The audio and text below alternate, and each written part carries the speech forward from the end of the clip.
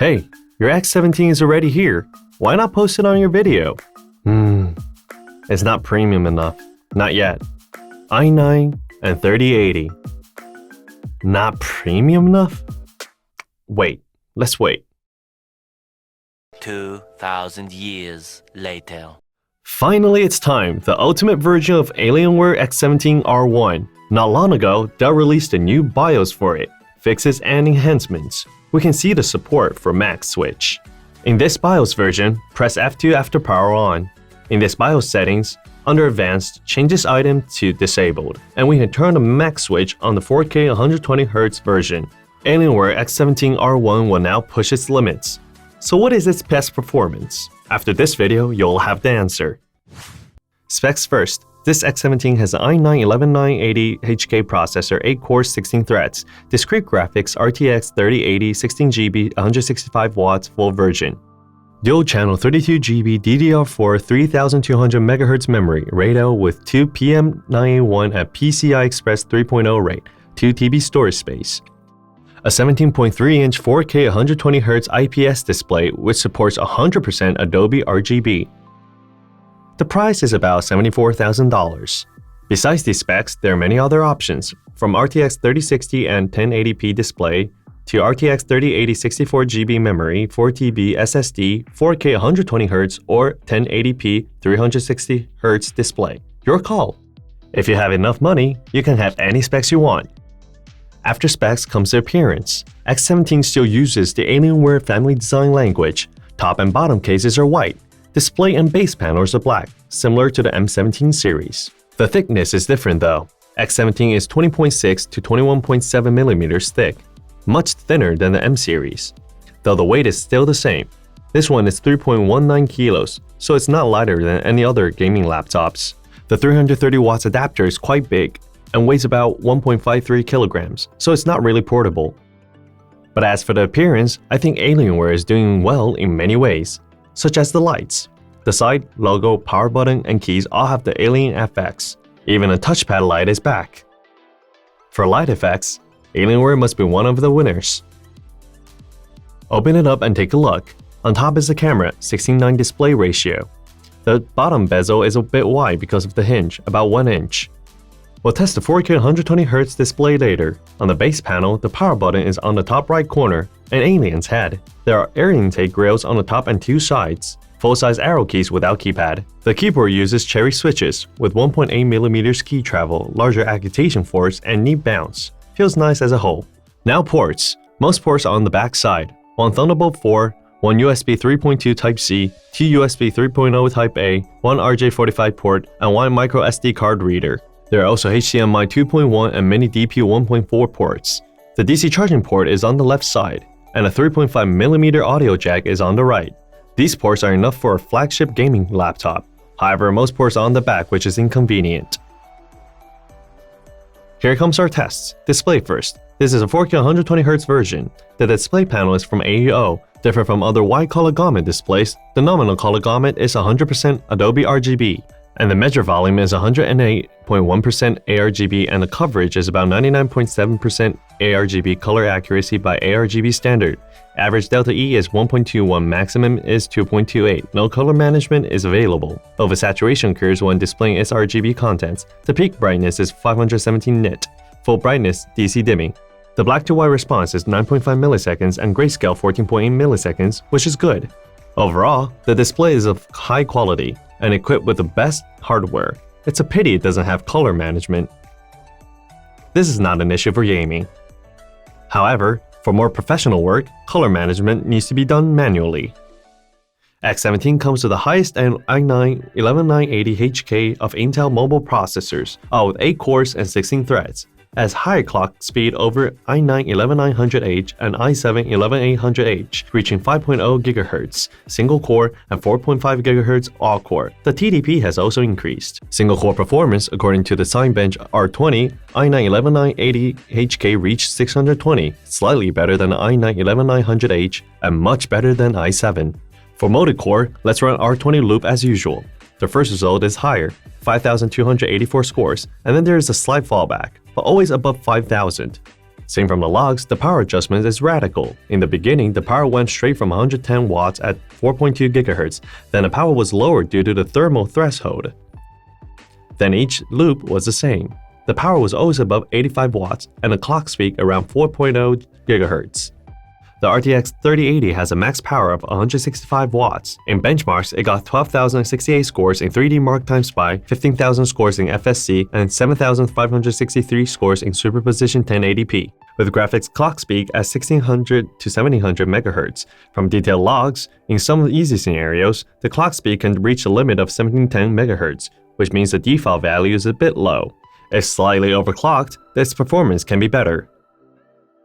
After theoretical performance comes the most expected gaming part. Before we start, I have to say MUX Switch wasn't available for X17 with 4K displays, so I didn't review it. Now it's finally here. Remember to update your BIOS if you have one. Then under Advanced, change Hybrid Graphics to Disabled, and this will work. This time we improved the method. We dished those on popular games and kept only a few for comparison. Some popular games will be added. We'll also talk about optimization for new games. For online games, Dota 2 and CSGO are still mandatory. In 4K resolution, the average FPS of Dota 2 is 160 and CSGO 351. In 2K resolution, it'll be higher, Dota 2 184 and CSGO 537. We tested Apex Legends as mainstream online games this time, with all low settings, toss smoke, fire, and ult all at once to simulate the frame fluctuations in combat. In 4K resolution, the FPS is around 130 when standstill, and drops to 46 when ult takes effect. The average FPS is 95. Apex Legends is quite demanding for 4K. In 2K, it'll be better, and the average FPS is 176, but can drop to 82 in extreme cases. Flicking is accurate, so you will not be a burden. As for 3A games, Tomb Raider has a high frame count and responds more sensitively to CPU performance. Only Tomb Raider can reach 60 frames. 2077 or Metro Exodus didn't do well.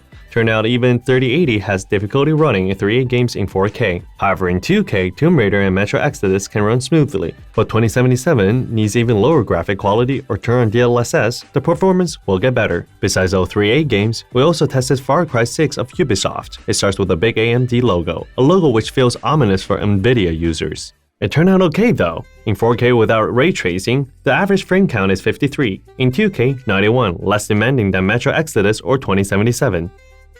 But I have to complain about Ubisoft's optimization.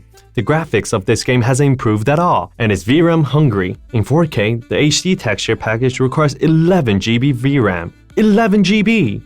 This is to say, for specs lower than RTX 3080 and 6800M, you can't even enable 4K and screenshot.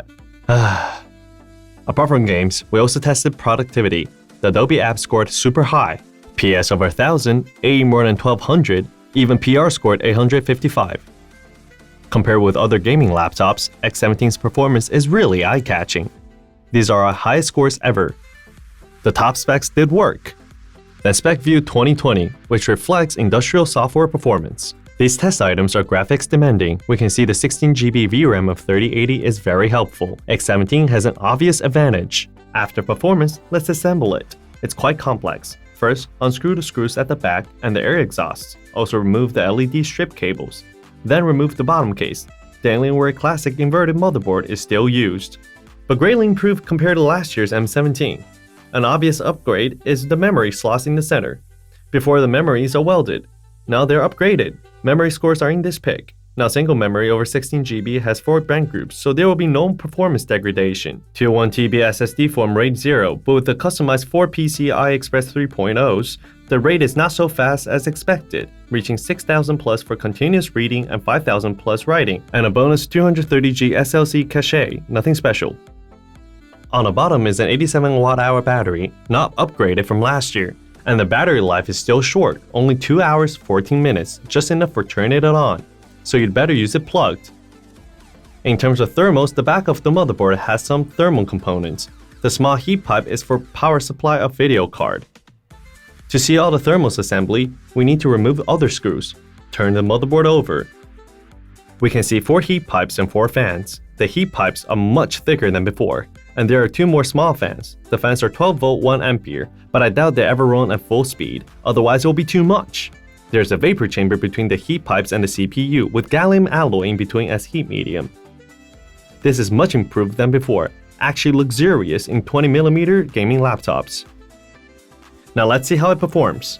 Room temperature at 25 degrees. In performance mode, AVX512 disabled. Stress test on the FPU. The CPU power was 76 watts, 99 degrees, and clock speed 3.6 GHz. Video card stress test. Power 165 watts, 83.5 degrees, clock speed 1665 MHz. In dual stress test, the CPU power 30 watts, 85 degrees, and clock speed 2.3 GHz. The video card was limited by the thermal threshold. The power 152 watts, 84.1 degrees, clock speed 1575 MHz. The thermal threshold of X17 is 84 degrees, lower than the common 87. We turn on the fans at full speed. The CPU power stayed at 30 watts and the temperature dropped to 80. Clock speed 2.3 GHz. When the video card is no more limited, the power is 165 watts, 80.4 degrees, and the clock speed 1695 MHz.